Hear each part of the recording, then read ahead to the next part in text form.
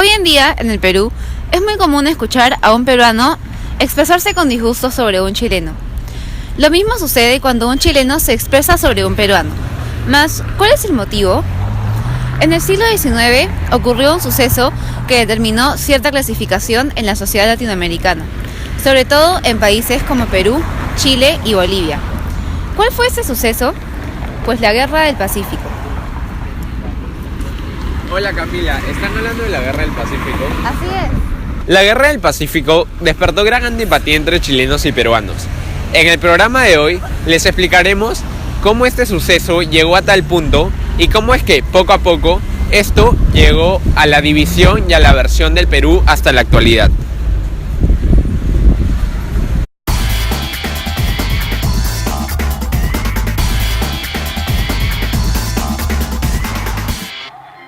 La Guerra del Pacífico se llevó a cabo entre los años 1879 y 1883, en los cuales Chile y Bolivia, junto a Perú, lucharon a causa del monopolio minero del desierto de Atacama, ubicado en ese entonces al sur del Perú.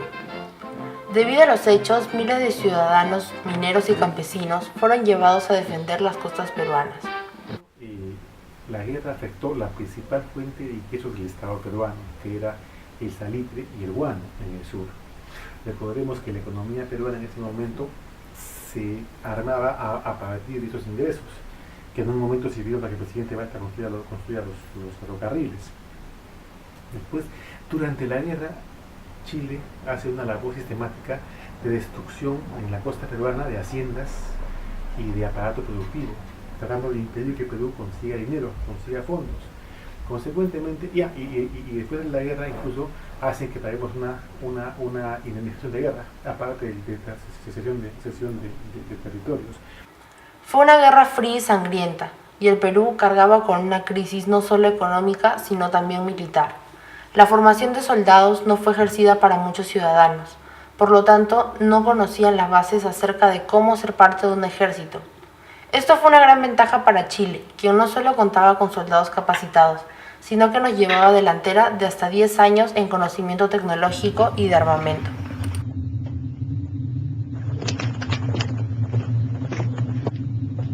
Es muy peculiar y muy llamativo que los chinos se levantaron, los que trabajaban en las haciendas peruanas se levantaron a favor de los chilenos.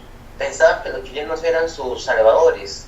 Y eso que nos da el mensaje que los peruanos, la clase terrateniente, como se le llama, no eran muy buenas personas aparentemente, o eran demasiado abusivos con estos leyes. Ahora, abusivos y todo de la óptica 2016, ¿no? A lo mejor era visto como normal y correcto hacer lo que ellos hacían en esos años, pero aparentemente no, porque se levantaron contra ellos. Las consecuencias fueron devastadoras. Se realizaron muchos cambios sociales, territoriales y políticos que ayudaron a los países involucrados a reorganizarse, aunque cada uno lo hizo a su manera. La sociedad peruana estaba totalmente fragmentada. Los campesinos indígenas habían formado grandes fuerzas irregulares de guerrillas, apoyadas por Cáceres. También estaban los terratenientes, quienes temían que las fuerzas indígenas pudieran volverse contra ellos. El Perú enfrentó un gobierno de caudillos, quienes impusieron sus ideas y planes al país de una manera desenfrenada. No obstante, esto significó un obligado impulso hacia la modernización económica. Los siguientes años fueron para el Perú un periodo de profundos cambios en la sociedad y gracias a ello se formó la configuración sociopolítica del Perú actual. Entonces, terminada la guerra, estábamos más pobres al comienzo, más endeudados y sin fuentes de ingresos. Consecuentemente, estábamos en una crisis económica inmensa, tremenda. La crisis fue paliada en parte por el presidente Cáceres con el contrato Grace, en que cede los ferrocarriles peruanos a perpetuidad a la Peruvian Company. Con eso pudo conseguir fondos y pudo tratar de armar la economía peruana. Pero ya los ricos ya no eran ricos, como dije ya, después de la guerra no hubo ricos, o si hubo, pero muy pocos, y estaban pues no tan ricos como al comienzo, pero empezó a surgir una clase media nueva, una clase nueva emprendedora que empezó a ver oportunidades de negocio en el caucho y en el petróleo, que empezaron a tener auge en el mundo. Entonces, ese fue más o menos el panorama que sucedió con la economía peruana. Y posteriormente llega Piérola en su segundo gobierno, y él sí era un estadista. Entonces Piérola sí, como estadista y no como soldado, hizo un buen gobierno, reconstruyó el Perú, armó la economía y trató de encaminar el país hacia el desarrollo en la posguerra. Pero en mi humilde opinión, lo que hizo Piérola en su segundo gobierno no mata o no salva lo que destruyó el primero. Creo que si se usa un balance, Piérola fue mucho más dañino que para el Perú. Esta guerra nos produjo. En el ámbito económico, por ejemplo, fue atroz porque los chilenos destruyeron toda la infraestructura, o 99% de la infraestructura económica interna, desde ferrocarriles, desde equipos de industria, desde hasta, por ejemplo, un poco, no es industria directamente, pero sí genera conocimiento. Se llevaron, creo que 58.000 volúmenes de publicaciones de la Biblioteca Nacional.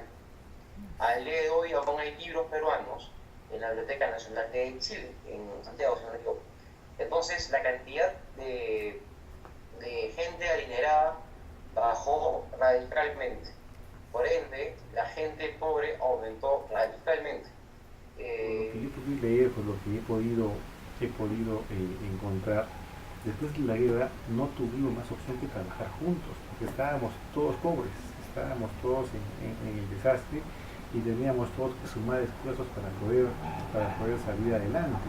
Entonces el Perú se vio obligado a reconstruir la sociedad, a reconstruir la economía, a reconstruir ciudades, a reconstruir nuestro comercio, pero esa reconstrucción de la sociedad peruana se hace manteniendo el mismo ADN que tuvimos durante la República y durante la colonia. La sociedad peruana se reestructura, pero manteniendo el racismo, manteniendo algunas discriminaciones y algunos sesgos hacia grupos étnicos.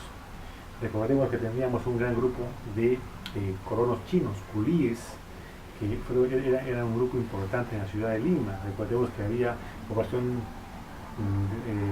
de piel de color, morenos, había cholos, mestizos, indios. Entonces, después de la guerra, si bien la sociedad se mantiene con esa entre comillas discriminación, la sociedad va nuevamente encontrando su camino, pero con ese mismo ADN. Ahora también recordemos de que teníamos también la selva, y en la selva prácticamente la guerra no se sintió. La guerra era algo muy distante por la poca comunicación fluida que teníamos en la selva. Entonces para la guerra peruana, la guerra fue algo muy lejano en lo que no tuvieron mucha participación. Entonces, si nos damos cuenta, el Perú ha mantenido esa misma estructura, ese mismo, entre comillas, olvido de zonas alejadas hasta ahora.